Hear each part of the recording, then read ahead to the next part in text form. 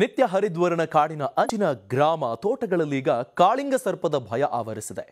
ಕಾಳಿಂಗ ಸರ್ಪ ಇರೋ ಬಗ್ಗೆ ಗೊತ್ತಾಗ್ತಿರೋದ್ರಿಂದ ಜನ ತೋಟಗಳಿಗೆ ಹೋಗೋದಕ್ಕೂ ಹಿಂದೆಟ್ಟು ಹಾಕ್ತಿದ್ದಾರೆ. ಆದರೆ ಅದರ ಭಾರೀ ಗಾತ್ರದ ದೇಹವನ್ನು ನೋಡಿ ಭಯ ಬೀಳಬೇಡಿ ಅಂತಿದ್ದಾರೆ ಉರಗ ತಜ್ಞರು. ಮಲೆನಾಡಿನಲ್ಲಿ ಹೆಚ್ಚಾಗಿವೆ ಕಾಳಿಂಗ ಸರ್ಪಗಳು. ನಿತ್ಯ ಹರಿದ್ವರ್ಣ ಕಾಡಿನಿಂದ ಹಾವುಗಳ ವಲಸೆ.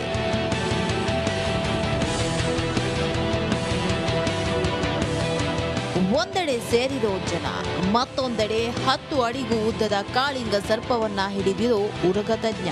ಹೌದು, ಇದು ಮಲೆನಾಡಿನಲ್ಲಿ ಇತ್ತೀಚೆಗೆ ಕಾಣೋ ಸಾಮಾನ್ಯ ದೃಶ್ಯ. ಈ ಕಾಳಿಂಗ ಸರ್ಪಗಳು ಮಲೆನಾಡಿನ ಮಂದಿಯಲ್ಲಿ ಭಯ ಹುಟ್ಟಿಸಿದೆ. ಕಾಡಂಚಿನ ಗ್ರಾಮ ತೋಟಗಳಲ್ಲಿ ಕಾಳಿಂಗ ಸರ್ಪಗಳು ಕಾಣಿಸಿಕೊಳ್ಳುತ್ತಿವೆ. ಚಾರ್ಮಾಡಿ ಘಾಟ್, ಕೊಪ್ಪ, ಎನ್ಆರ್ ಪುರ, ಶೃಂಗೇರಿಯಲ್ಲಿ ಕಾಳಿಂಗ ಸರ್ಪಗಳ ಹಾವಳಿ ಜಾಸ್ತಿಯಾಗಿದೆ. ಹವಾಮಾನ ವೈಪರೀತ್ಯದಿಂದಲೇ ನಿತ್ಯ ಹರಿದ್ವರ್ಣ ಕಾಡಿನಿಂದ ಹಾವುಗಳು ವಲಸೆ ಬಂದಿರಬಹುದು ಎನ್ನಲಾಗ್ತಿದೆ. ಚಿಕ್ಕಮಗಳೂರು ಜಿಲ್ಲೆ ಎಲ್ಲ ಪ್ರಾಣಿ ಸರೀಸೃಪಗಳಿಗೂ ಒಂದು ಹೆಸರುವಾಸಿಯಾದ ಸ್ಥಳ. ಎನ್ಆರ್ ಪುರ ಇರ್ಬೋದು, ಕೊಪ್ಪ ಇರ್ಬೋದು, ಈ ಎಲ್ಲ ಮುತ್ತೋಡಿ ಇರ್ಬೋದು, ಎಲ್ಲ ಸ್ಥಳಗಳು ಒಂದು ರೀತಿ ಚಿಕ್ಕಮಗಳೂರಿನ ಒಂದು ಪ್ರಾಣಿ ಹಾಗೂ ಪಕ್ಷಿಗಳ ಸಂಕಲನ ಸ್ಥಳ. ಇದರಲ್ಲಿ ಈಗ ಪ್ರಾಣಿ ಪಕ್ಷಿಗಳಲ್ಲಿ ಕಾಳಿಂಗ ಸರ್ಪ ಎನ್ಆರ್ ಪುರ, ಮುತ್ತೋಡಿ ಇಂಥ ಪ್ರದೇಶದಲ್ಲಿ ಓಡಾಡ್ಕೊಂಡಿದ್ದು, ಈಗ ಮಳೆ ಹವಾಮಾನ ಇದರಲ್ಲಿ ಏರುಪೇರಾಗಿದೆ.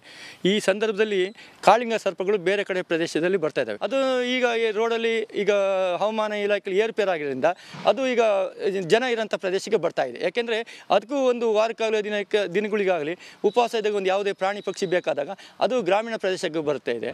ಇನ್ನು ಕಾಳಿಂಗ ಸರ್ಪದ ಗಾತ್ರವನ್ನ ನೋಡಿ ಜನರು ಭಯ ಪಡ್ತಾ ಇದ್ದಾರೆ. ಆದ್ರೆ ಇದೊಂದು ಸೌಮ್ಯ ಸ್ವಭಾವದ ಹಾವು ಅನ್ನೋದು ಪರಿಸರವಾದಿಗಳ ಮಾತು.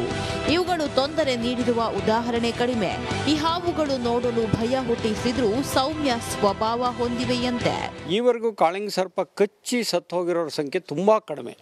ಅದು ಅವರ ತಪ್ಪಿನಿಂದ ಆಗಿರೋದೇ ಹೊರತು ಕಾಳಿಂಗ ಸರ್ಪನೇ ಬೇರೆ ಥರದಲ್ಲಿ ಬಂದು ತಕ್ಷಣ ಆಗಿಲ್ಲ. ಕಾಳಿಂಗ ಸರ್ಪ ನಿಮಗೆ ಕಾಣೋದೇ ಕಡಿಮೆ, ನಿಮಗೆಲ್ಲೋ ಅಪರೂಪ ಕಾಣುವಂಥದ್ದು. ಆದರೆ ಇತ್ತೀಚೆಗೆ ಏನಾಗಿದೆ ಅಂತಂದರೆ, ಒಂದು ಅವುಗಳ ಹ್ಯಾಬಿಟೇಟು ಅಥವಾ ಅವುಗಳ ವಾಸಸ್ಥಾನ ಏನಿದೆ ಅವುಗಳ ಎನ್ಕ್ರೋಚ್ ಆಗ್ತಾ ಇರೋವಂಥದ್ದು, ಕಾಡಿನ ಸಂಖ್ಯೆ ಕಡಿಮೆ ಆಗ್ತಾ ಇರೋವಂತಹದ್ದು, ಮತ್ತು ತುಂಬ ಶೈ ಅದು, ಅಂದರೆ ಒಂಥರ ನಾಚಿಕೆ ಸ್ವಭಾವ ಜಾಸ್ತಿ ಕಾಳಿಂಗ. ಅದು ನೋಡೋಕ್ಕೆ ನಮಗೆ ಅದೇನೋ ಬಹಳ ಭೀಕರವಾಗಿದೆ, ಹಾಗಿದೆ ಹೀಗಿದೆ, ಆದರೆ ತುಂಬ ಸುಂದರವಾದ ಹಾವು. ಕಾಡಿನಲ್ಲಿ ಕಾಳಿಂಗ ಸರ್ಪ ಇದೆ ಅಂದರೆ ಆ ಕಾಡು ಸಮೃದ್ಧವಾಗಿದೆ ಅಂತಲೂ ಅರ್ಥ. ಅದೊಂದು ಇಂಡಿಕೇಟರ್. ಒಟ್ಟಾರೆ ಚಾರ್ಮಾಡಿ ಘಾಟ್, ಕೊಪ್ಪ, ಎನ್ಆರ್ ಪುರ, ಶೃಂಗೇರಿ ಭಾಗದ ಗ್ರಾಮೀಣ ಪ್ರದೇಶದಲ್ಲಿ ಕಾಳಿಂಗ ಸರ್ಪಗಳು ಹೆಚ್ಚಾಗಿ ಕಾಣಿಸಿಕೊಳ್ಳುತ್ತಿವೆ.